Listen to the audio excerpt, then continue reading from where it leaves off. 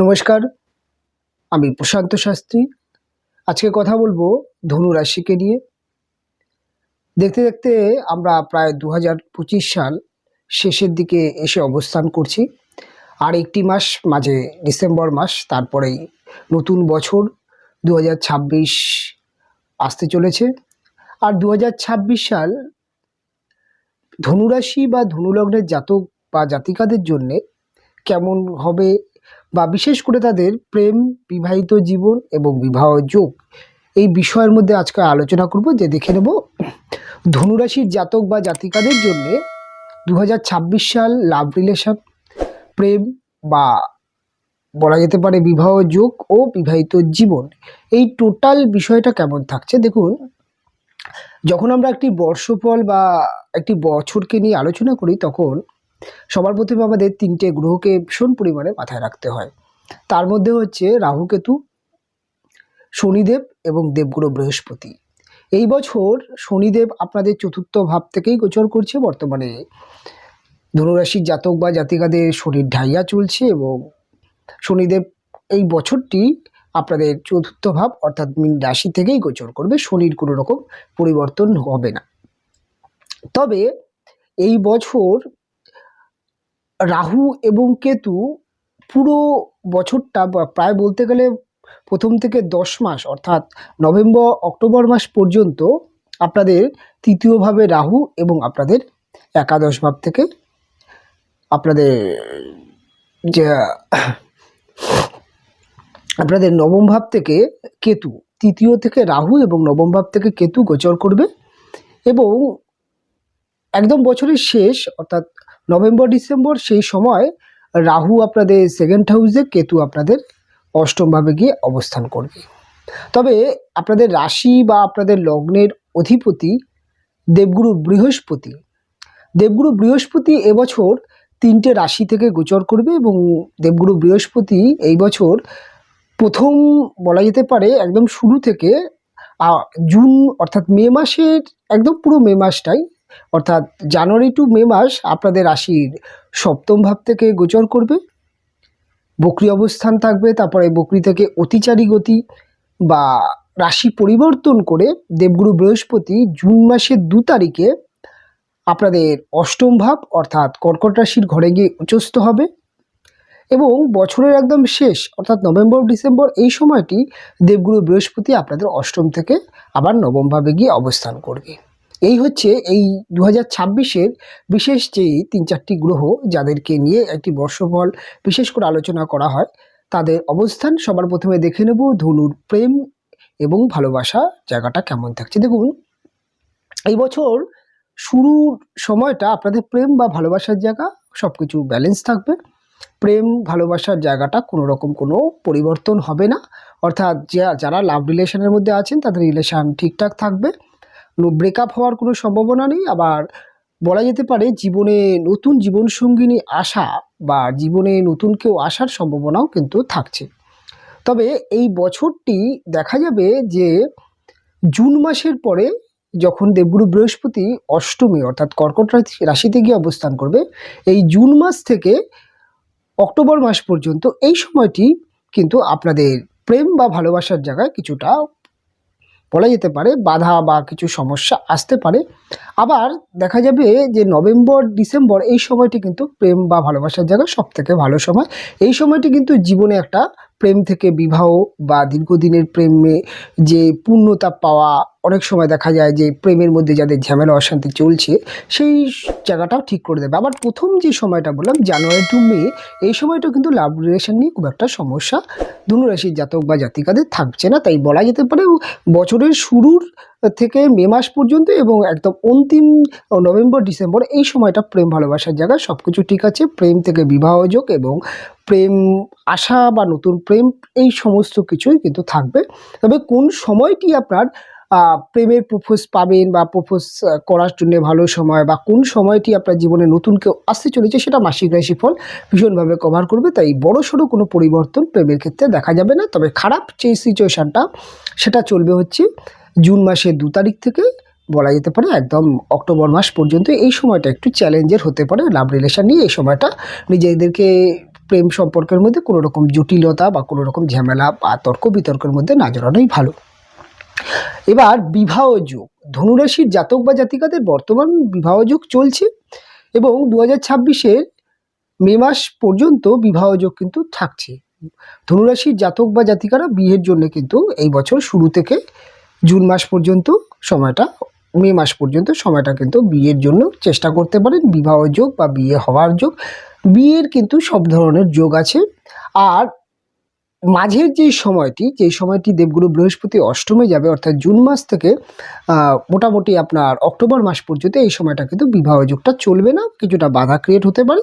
এই সময়টা বিবাহ বা এই ধরনের বিষয় না জড়ানোই ভালো। তবে সেকেন্ড ম্যারেজ যোগ কিন্তু এই সময় তৈরি হচ্ছে, অর্থাৎ দ্বিতীয় বিবাহ, যারা ডিভোর্সি আছেন তাদের দ্বিতীয় বিবাহ যোগ এই সময়টি তৈরি হবে। আবার বলা যেতে পারে যে নভেম্বর ডিসেম্বর এই সময়টি সবথেকে উত্তম এবং সবথেকে ভালো বিবাহ যোগ, বিশেষ করে প্রেম করে বিবাহ বা বিবাহ যোগ, এই যোগটা কিন্তু থাকছে। তাই মাঝের কটা মাস অর্থাৎ জুন টু অক্টোবর মাস পর্যন্ত এই সময়টা বিবাহ যোগ চলবে না বা বিবাহ যোগ নিয়ে কিছু সমস্যা থাকছে।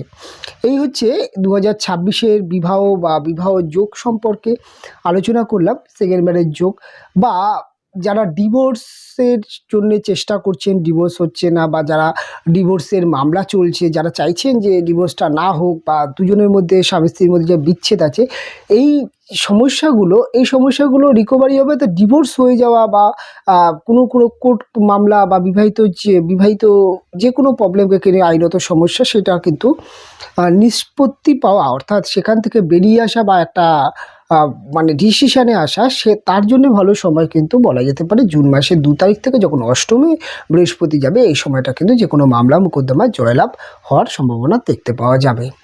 এবং আপনাদের সন্তান বা সন্তান যোগ বা সন্তানের ক্ষেত্রে, অর্থাৎ সন্তান নেওয়ার জন্যে যে বিবাহিত জীবনে আছেন বা সন্তান চাইছেন, তাদের জন্য কিন্তু বলা যেতে পারে যে প্রথম বছরের শুরু থেকে কিন্তু মে মাস পর্যন্ত সময়টা কিন্তু সন্তান যোগ বা সন্তানের জন্য চেষ্টা করতে পারেন।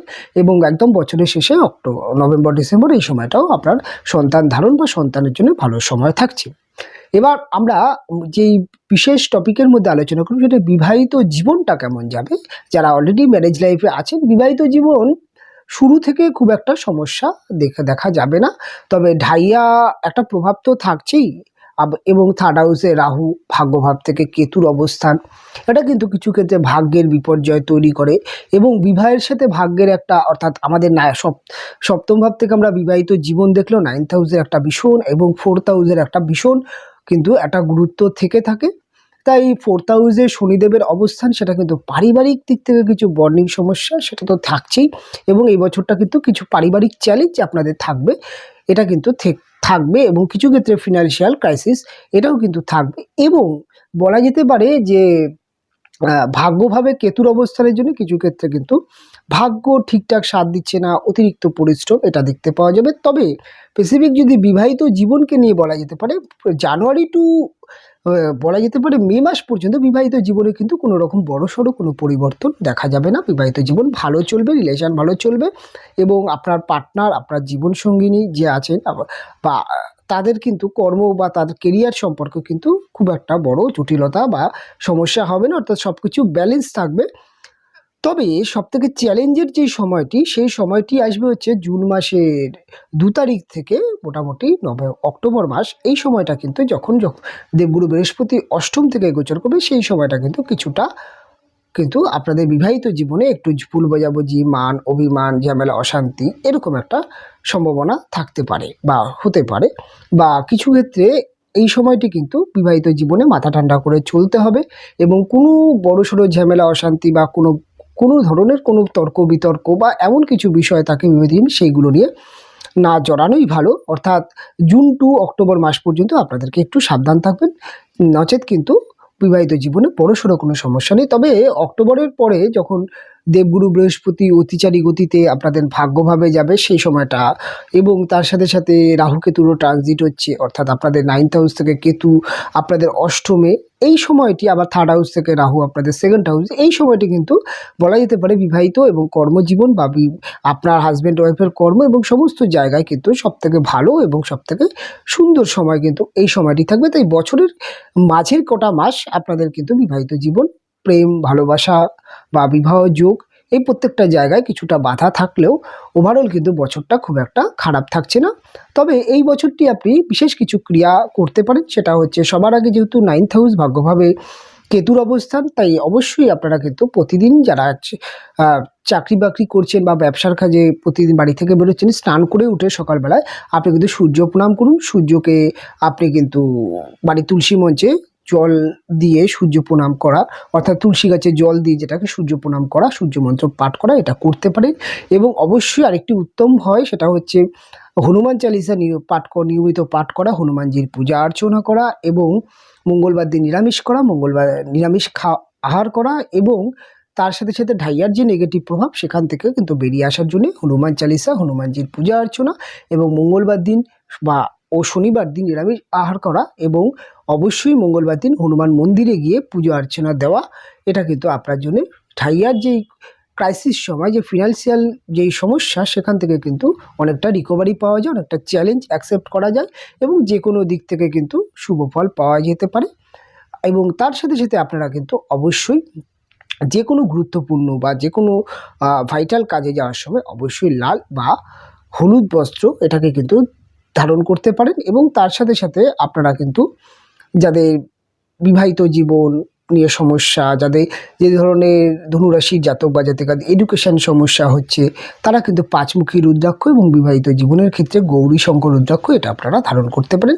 ওভারঅল দিক থেকে ধনুরাশি জাতক বা জাতিকাদের 2026 সাল খুব একটা যে খারাপ যাবে বা খুব একটা যে মানে চ্যালেঞ্জের হবে সেটা কিন্তু নয়, কারণ দেবগুরু বৃহস্পতির যেই রাশি পরিবর্তন সেটা কিন্তু জুন মাসে গিয়ে দেখা যাচ্ছে যে অষ্টমভাবে গিয়ে উচ্চস্থ হওয়া, সেটা কিন্তু অনেক কিন্তু হঠাৎ প্রাপ্তিযোগ। এটা নিয়ে আমি যখন বর্ষফলের অনুষ্ঠান করব তখন আপনাদেরকে এই বিষয়ে কিছু অর্থাৎ উচ্চস্থ বৃহস্পতি অষ্টমে কী ভালো ফল দিতে পারে সেটা নিয়ে আলোচনা করব।